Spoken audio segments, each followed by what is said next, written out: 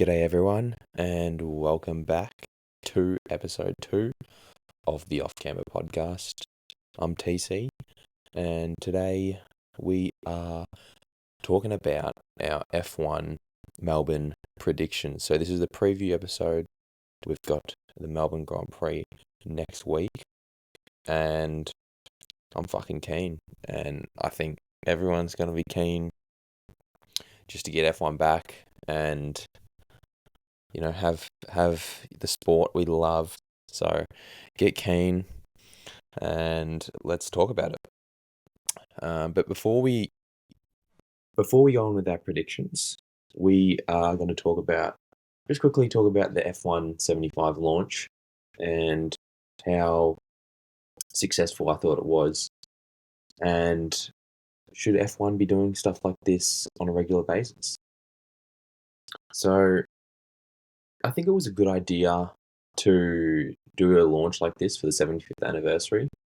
I think that F1, thankfully for everyone, has a good product at the moment. And to do shit like this, you need a good product because you just turn into a clown show if you're doing stuff like this and your product is crap. If it was 2 years ago before the start of the ground effect, if it was around then, it sort of would have been like, what the hell are we doing? Because, F1 is shit at the moment.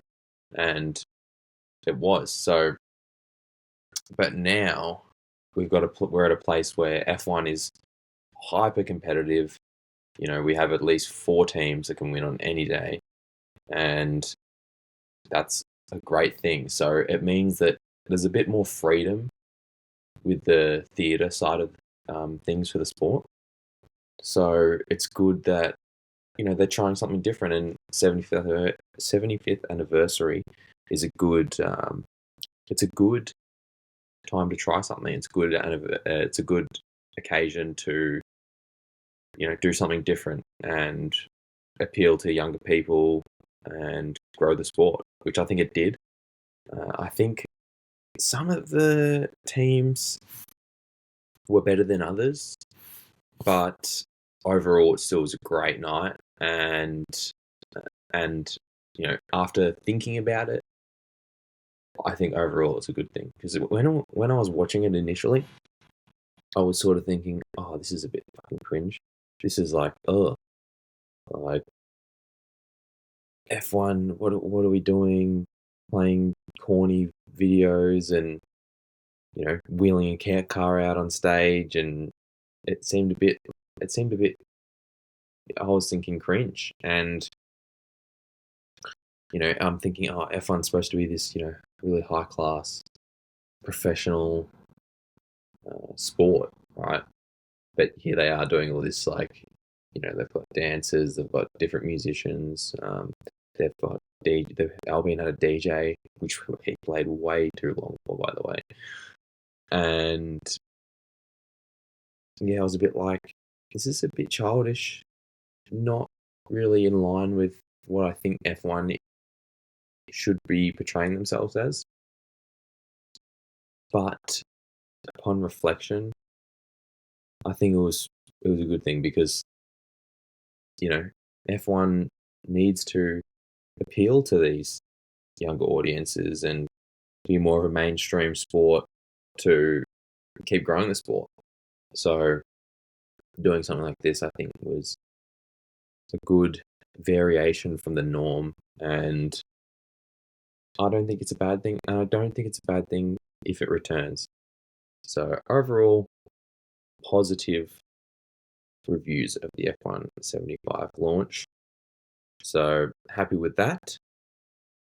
Now, let's talk about testing a little bit, just quickly, because the first year that this was televised, and I was interested for a brief amount of time, but I think people who are busy and still love the sport but just live busy normal lives don't really have time to watch it, because it's not really cars on track, like you can just check in every couple of hours and stuff like that, and probably watch a lot of reviews on YouTube and shit to understand sort of what happened. And testing's never always a definite precursor of what's going to happen in the year. I think there's some understanding, but take everything with a grain of salt. So McLaren looked good at race pace. Mercedes looked pretty good. Ferrari not so much. Not so much Red Bull either. But then again, we don't know what challenges Red Bull face to not let them, do, qualifying runs or race runs or different stints on different tires. So yeah, take everything with a grain of salt. So I'm not thinking about the results too much, but it's always interesting to see whether they are indicative of the season.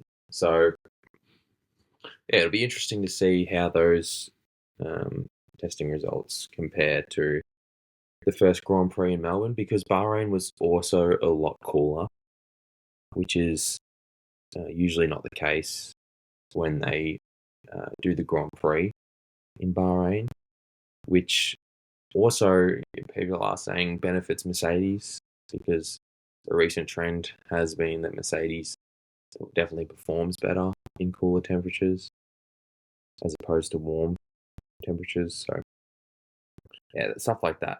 But then again, that's where I'm just like, no, I'm not fucking, going, oh yeah, Williams got the fastest lap, so they're going to be quick. But, it is current running, so we'll see. But, yeah, so that's all I wanted to talk about testing.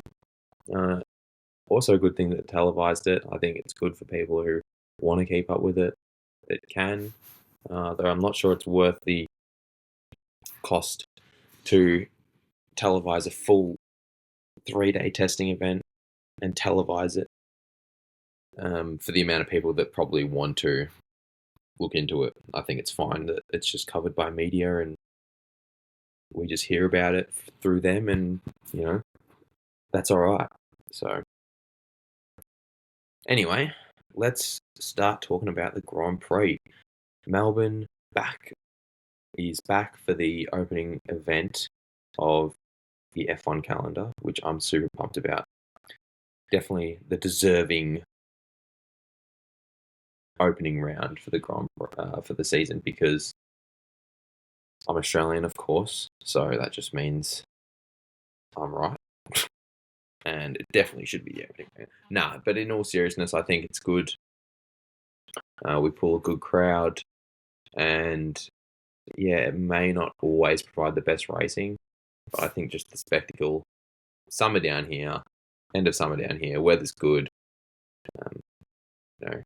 We get one good time slot, which is when the race is in Australia. So everyone else is complaining about, waking up early and shit. But, we do that for most weekends. So suck it up, is what I got to say. But I'm fucking keen. So, yeah, last year was a pretty good race based on the fact that Verstappen had a brake issue and DNF. But the racing itself wasn't engaging. It was more the strategy game, because the top four was McLaren and Ferrari, right? So they did get into a bit of a, follow the leader, and there wasn't really much deviation. So it was more just interesting based on the fact that, Verstappen, DNF, and we had a different winner, which was super exciting, and the crowd went off. So hopefully we can get a similar race in terms of excitement. Would be nice, and I'll be looking forward to watching on the TV this year. I've been the last 3 years, and I will be going on the Saturday. But tickets are just so hard to get, and they're so expensive down in Australia. So I will be taking the year off. So I'm keen to just watch it on the TV and, enjoy it from a different perspective. So, yeah. Um, the track is really getting close to completion. Obviously, it's close to me, so I can see it, and it's always good down here in Melbourne where the track's being built and you can just feel it. Yeah, Grand Prix coming. Grand Prix coming. Get fucking keen. The city really just like changes, and it's an awesome weekend down in Melbourne because everyone knows the Grand Prix on, even if you don't give a shit.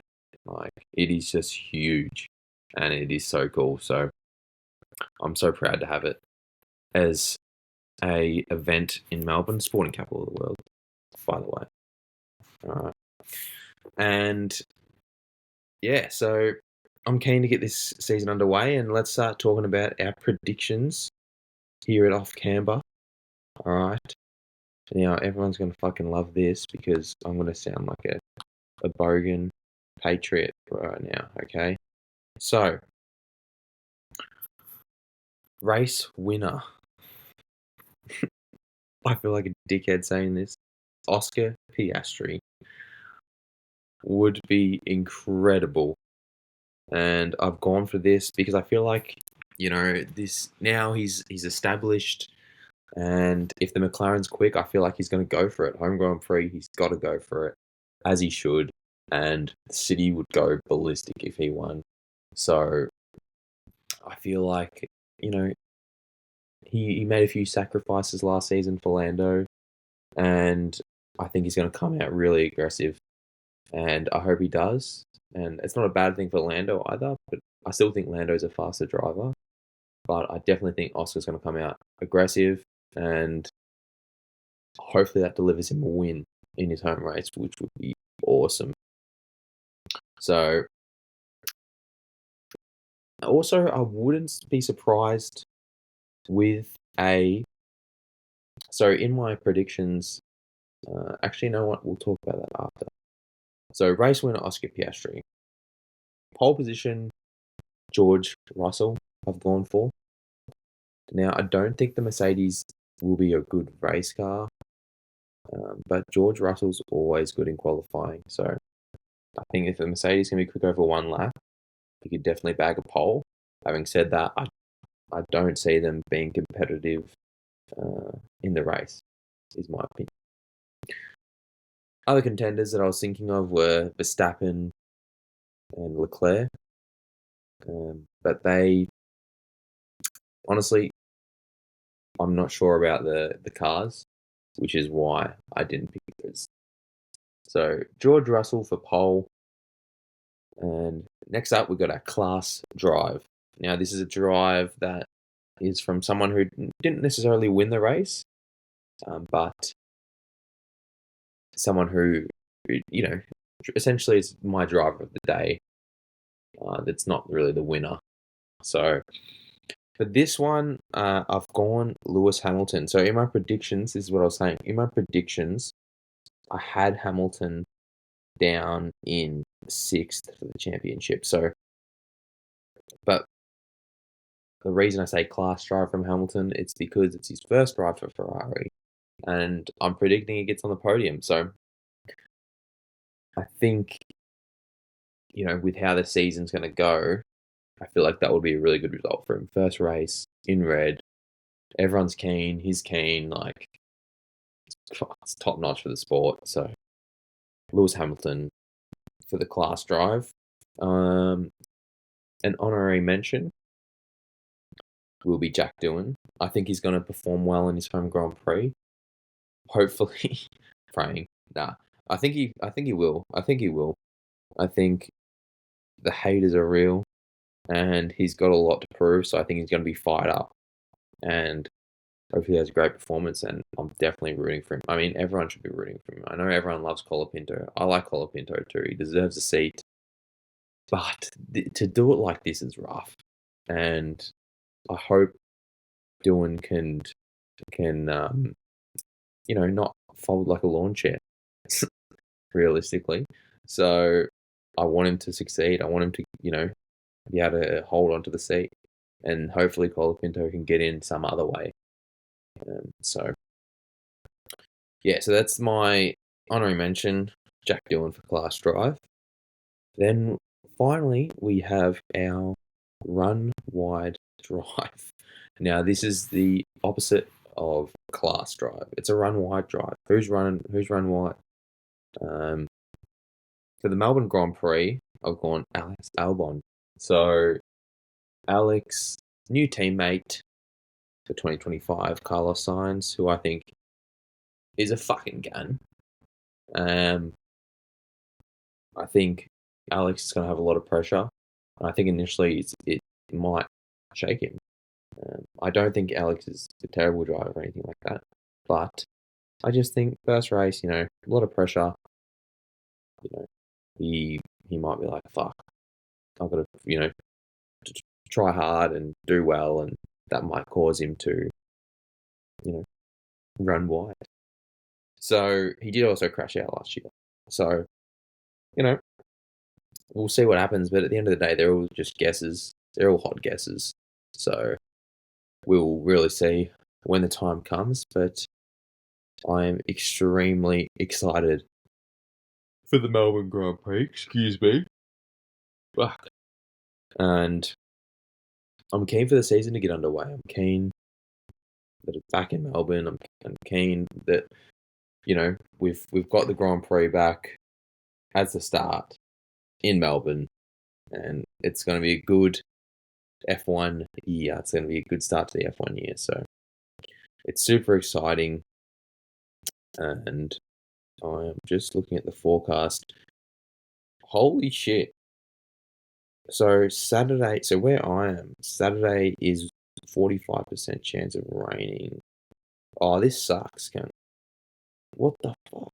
So 45% chance and 27 on Saturday, but 45% chance of rain. Oh no. Oh no. We could get rain for quali. Wow. Here I am freaking rambling on about how good the weather is, right? So today, as of this recording, I'm recording this Friday the 7th of March. So exactly a week before, right? Literally the next 7 days here in Melbourne is 30 plus and sunny. Right? Next Friday is 35 and sunny, so that's going to be hot for practice 1 and 2. Saturday is saying, okay, so it's raining earlier in the day. So 45% chance of rain, but it's still 26. But then Sunday, 20 degrees. That's so cold. Surely not. Imagine the scenes if it just rains for the Grand Prix. I don't know how I feel about that, because I love a sunny Melbourne on a Grand Prix weekend. But, we'll take the intrigue of the rain. I don't think the good thing about summer and rain here is that it definitely won't delay a Grand Prix, because, if it does, it'll dry up super quickly because it's still hot. So it could make for some interesting racing. But by the looks of things, the rain is going to be in the morning. So, damn, does that change my predictions? I don't know if it does. I mean, it could change the race winner. I don't know. But Verstappen always in the wet. I always back Verstappen in the wet. So we'll see. But if it pisses down, maybe I say Verstappen for a win. Because damn, that was a curveball. Didn't look at that. Holy shit. So, Saturday qualifying, but the rain, as I said, the rain says it's in the morning. So, if it is, that's all right, because that way, as I said, summer's drying up. That Saturday is 26. Sunday's a bit cooler at 20. So, wow. Could the Mercedes be back if it's cool? 20 degrees. That's like usually completely different. So, interesting. But those are the predictions anyway. And I'm super excited for the season. and I'm keen to get into my first review the week after next. So I'll record it on the Monday likely, and yeah, let's get this freaking season going and start talking shit. So thanks for listening, everyone. Hope you enjoyed episode 2 of Off Camber with TC. We will see you next week after the Grand Prix.